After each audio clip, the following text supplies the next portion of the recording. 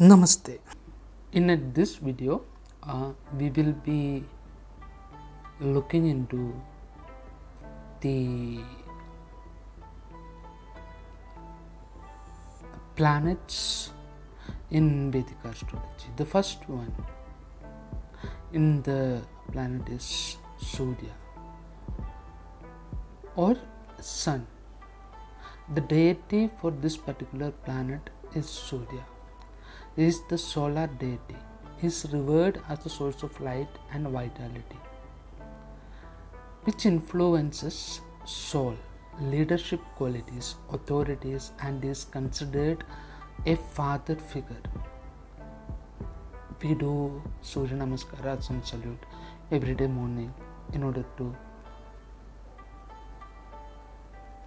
make sun happy, and in that particular process we will be also become happy. And the sun is being appeared, or he is in depicted riding a 7-horse chariot, symbolizing the day of the week. There are 7 days in a week. Surya wear red robes representing energy and dynamism. He hold a lotus flower and a bow signifying purity and strength. This is how the sun is been picturized. So this is very important to understand when we are studying any kind of sciences that is helps us to reach beyond. It is very essential to go beyond the meaning of the meaning. So this is how we become wise, and this is how we understand the meaning of that thing. The next planet is Moon or Chandra. In Vedic astrology we call it as Chandra. The deity is Chandra itself. It's a lunar deity, governs emotions, intuition, and of the mind. And it's a feminine figure, like if we look into the esoteric symbols, it's a feminine figure, and it influences creativity. And night is, and generally moon appear in night, and that is the better time for moon magic, and that influences mind, emotions, material instincts, and adaptability. And Chandra is depicted riding a white chariot drawn by 10 white horses, symbolizing purity and tranquility. Chandra wears white attire, holds a conch shell representing the sound of creation, and a lotus symbolizing enlightenment. The next planet is Mangala or Mars. Mangala is the god of war and passion, and Mangala influences willpower, courage, aggression, energy, and property. Mangala rides a ram, symbolizing courage and strength. He wears a red attire, signifying vitality and power, and holds a spear and shield, representing protection and aggression. So, while looking into the color, like we can see how accurately the Vedic astrology is being understood, the color of the planet in years back actually. The next planet is Mercury or Buddha. Deity Buddha is messenger god associated with communication and intellect. The Mercury is associated with communication and intellect. It influences communication, intelligence, education, and business endeavors. It is depicted riding a lion, symbolizing courage and strength. It wears green robes representing growth and intellect, and holds a lute symbolizing harmony, and a mace representing power. Brihaspati, the next planet, the teacher of the gods, represents knowledge and expansion. It influences knowledge, wisdom, children, fortune, and teachers. When we look into the Rashi Chakra, the position of the Jupiter is very essential to look into. That and all we will cover in the next videos. Appearance. Brihaspati rides a chariot drawn by a 4-white horse, symbolizing purity and divine guidance.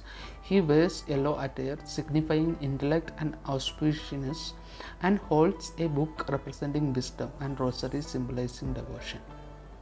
So this is a wise planet.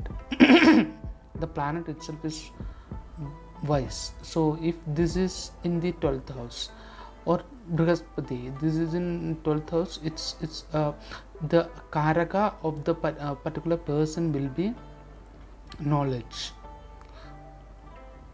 So the Rashi Chakra we will unlock in much more deeper sense in the coming videos. And the next one is Shukra or Venus.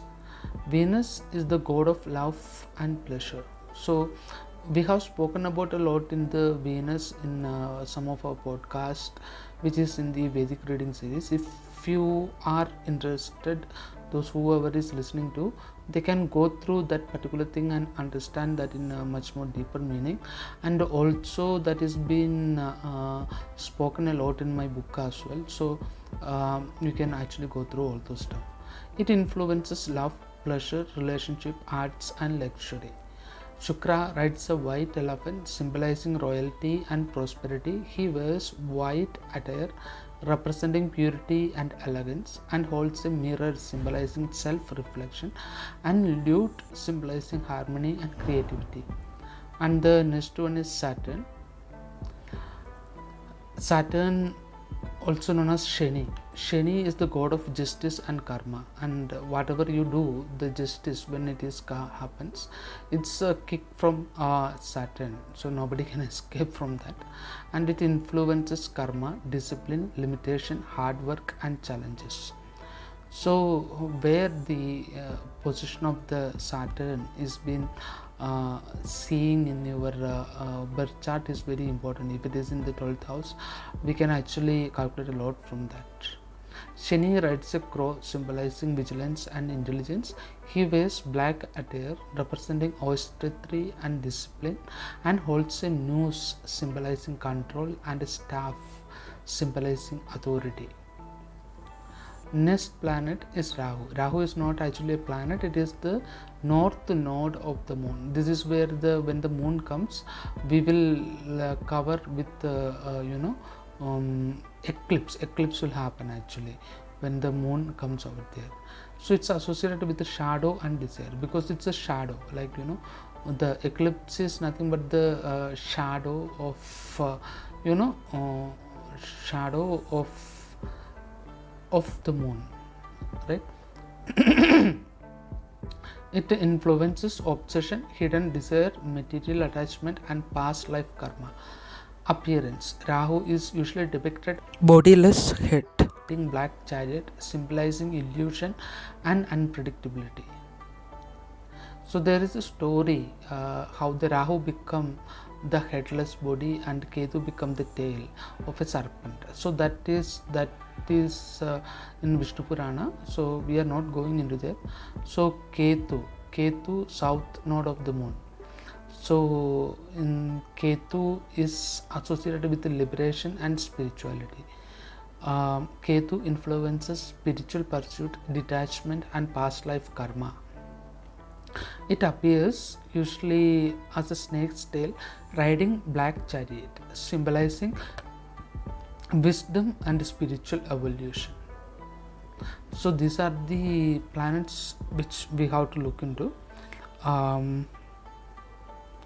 So we will study the more things in greater details in the rest of the videos. Thank you for watching.